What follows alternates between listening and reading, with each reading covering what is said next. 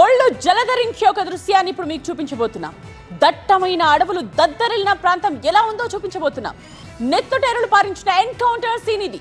ఛత్తీస్గఢ్ లో 31 మంది మావోయిస్టులు 2 జవాన్లు చనిపోయిన ప్రాంతాన్ని టీవీ9 మీకు ఎక్స్క్లూజివ్ గా అందిస్తోంది.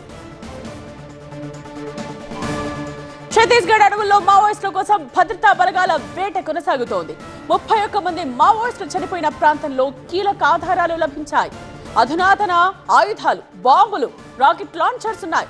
రాకెట్ లాంచర్లకు సూర్ఖా అని పేరు పెట్టుకున్నారు మావోయిస్టులు. సూర్ఖా అంటే అలహాబాద్ లోని ఒక జామ పండు వెరైటీ అని అర్థం.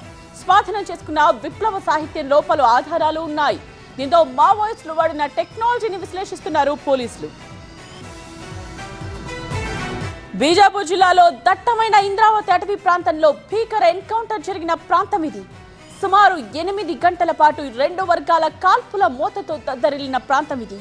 మావోయిస్టులు పెద్ద సంఖ్యలో ఉన్నారన్న సమాచారం అందుకున్న పోలీసులు పక్కా ప్లాన్తో ఇక్కడ అటాక్ చేశారు.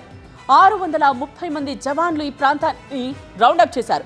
భీకర ఎన్కౌంటర్ జరిగిన ప్రాంతంలో మావోయిస్టుల వంట పాత్రలు, వాళ్ళు వాడిన ఇంజెక్షన్స్, సలైన్ బాటిల్స్, టాబ్లెట్లు కనిపిస్తున్నాయి. అలాగే విప్లవ సాహిత్యం, అధునాతన ఆయుధాలు, మావోయిస్టుల వస్తువులు కనిపిస్తున్నాయి. ఈ ఎన్కౌంటర్ ఏ రేంజ్ లో జరిగిందో చెప్పడానికి ఇక్కడ కూలిపోయిన చెట్లు సాక్ష్యాలుగా నిలుస్తున్నాయి.